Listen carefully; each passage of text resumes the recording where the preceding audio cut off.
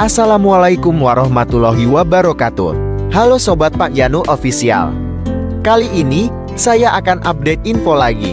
Tapi sebelumnya jangan lupa untuk klik tombol subscribe dan loncengnya, agar sobat semua tidak ketinggalan dengan update info terbaru di channel ini.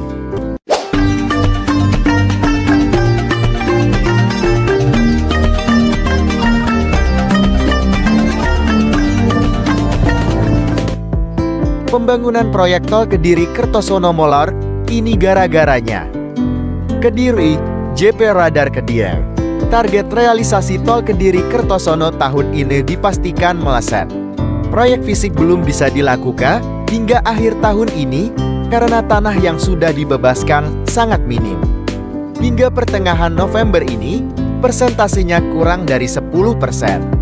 Kepastian belum dimulainya pembangunan tol Kediri Kertosono tahun ini diungkapkan oleh General Manager Teknik dan Operasi PT Jasa Marga Ngawi Kertosono Kediri JNKK Eko Budi Siswandi. Melihat progres pembebasan tanah dan waktu yang kurang dari 2 bulan, Eko pesimistis proyek visi bisa dimulai akhir tahun ini. Dengan waktu semepet ini, sepertinya pembangunan tol Kediri Kertosono tidak dapat dilakukan di tahun ini, kata Eko. Lebih jauh Eko menjelaskan, tol Kediri Kertosono direncanakan sepanjang 20,7 km km. Tanah yang dibutuhkan mencapai 2.210.774 meter persegi. Tersebar di 21 desa di Kabupaten Nganjuk dan Kabupaten Kediri. Khusus untuk wilayah Kediri, proyek tol menyasar di Sangablak, Meron, Banyakan, dan Sendang di Kecamatan Kemudian, serta Desa Bakalan, Kecamatan Grogol. Adapun belasan desa lainnya terletak di 3 kecamatan Kabupaten Kediri, yakni di Sukomoro, Tanjunganom, dan Prambon.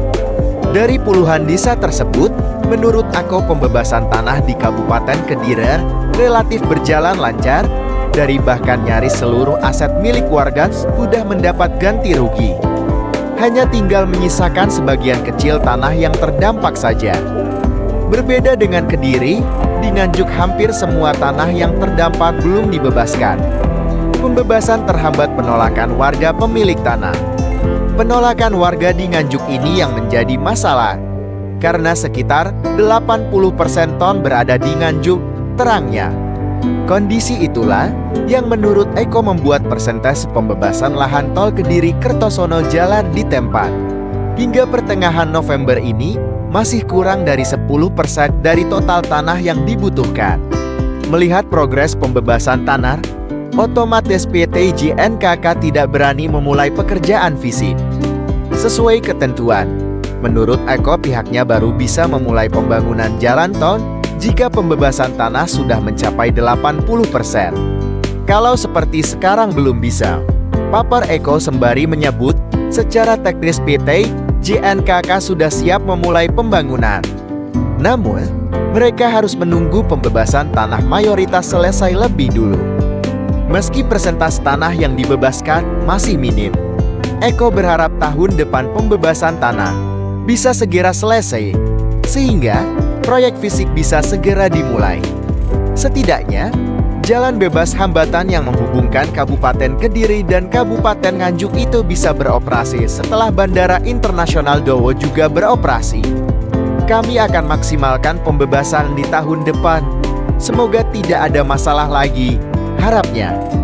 Sayang, pejabat pembuat komitmen PPK pengadaan tanah tol Kediri Kertosono Kementerian Pekerjaan Umum dan Perumahan Rakyat Kartika Sari belum bisa dikonfirmasi terkait progres pembebasan tanah tol. Saat dihubungi melalui WhatsApp, dia hanya menjawab salam koran ini tanpa memberi penjelasan lebih lanjut. Sementara itu, meski fisik tol Kediri Kertosono belum dimulai, pelebaran jalan di interchange tol perempatan Banyakan tetap digarap November ini. Sesuai kesepakatan, PT JNKK harus memperlebar jalan sepanjang 90 meter. Jika saat ini jalan PB Sudirman itu hanya 8 meter, di ujung utara jalan PB Sudirman itu akan diperlebar menjadi 17 meter. PLT Kepala Dinas PUPR Kabupaten Kediri Erwan Chandra Wahyu Purnama mengatakan Pengerjaan fisik di lahan milik 10 kakak warga itu akan dilakukan secepatnya. Nanti di sana juga akan dipasang gapura selamat datang di Bandara Doho, papar Irwan. Demikian untuk update info kali ini. Semoga bisa bermanfaat dan terima kasih. Wassalamualaikum warahmatullahi wabarakatuh.